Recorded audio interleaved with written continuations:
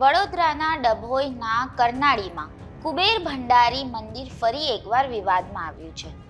Charity કમિશનરના મનાઈ હુકમ છતાં દાનપેટી અને પરંપરાગત પૂજા વિધિનો અધિકાર ધરાવતા પૂજારીઓને ધક્કા મારી હટાવી દેવામાં આવ્યા હોવાના કિસ્સામાં ભાજપના બે વગદાર નેતા પરિંદુ ભગત, જે કાકુભાઈ તરીકે પણ ઓળખાય છે, અને ધારાસભ્ય શૈલેષ સોટા આમને સામને આવી ગયા છે એવું ચર્ચાઈ રહ્યું છે. ત્યારે આ જ મુદ્દે વિસ્તારે વાત કરશું આ વિડીયોમાં. નમસ્કાર, વાઇબ્સ ઓફ ઇન્ડિયા સાથે હું સુરભી. કુબેરેશ્વર સોમેશ્વર સંયુક્ત સંસ્થાન ટ્રસ્ટ હસ્તક કરનાળી સ્થિત વિશ્વનું એકમાત્ર કુબેર ભંડારી મંદિર આવેલું છે. અગાઉના ટ્રસ્ટીઓને હતા તેમાં ભાજપના વગદાર નેતા પરિંદુ ભગતને હટાવી તેમણે તથા અન્ય તેમના એક અંગત વ્યક્તિ સહિત હિન્દી ભાષી નિરંજની અખાડાના બે સાધુને ટ્રસ્ટી તરીકે નિમણૂક કરાવી દીધી હતી.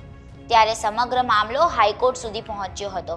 તાજેતરમાં ચેરિટી કમિશનરમાં હાલના 3 ગુજરાતી ટ્રસ્ટીઓ, 2 હિન્દી ભાષી ટ્રસ્ટી સામે નાણાકીય ગોટાળાના આક્ષેપ કરતી અરજી કરી હતી, જેમાં કામચલાઉ મનાઈ હુકમ આપવામાં આવ્યો હતો.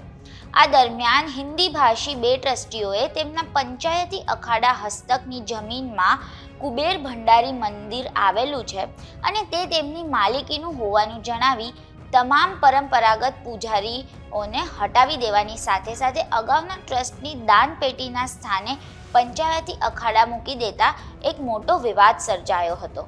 આ કાનૂની લડાઈ વચ્ચે કુબેર ટ્રસ્ટનું નામ હટાવી પંચાયતી અખાડાનું નામ મૂકવામાં આવ્યું, જેમાં ભાજપના ડભોઈના ધારાસભ્ય શૈલેષ સોટાએ વધુ વિવાદ વકરે નહીં એને ધ્યાનમાં રાખીને હિન્દી ભાષી ટ્રસ્ટીઓની તરફેણમાં રહ્યા હતા.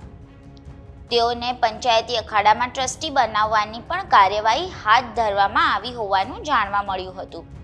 ત્યારે હવે પ્રધાનમંત્રી નરેન્દ્ર મોદીના માનીતા ગણાતા વગદાર નેતા કાકુજી અને ધારાસભ્ય શૈલેષ સોટા વચ્ચે કુબેર મંદિર માટે સત્તાની લડાઈ શરૂ થઈ હોવાનું ચર્ચાઈ રહ્યું છે.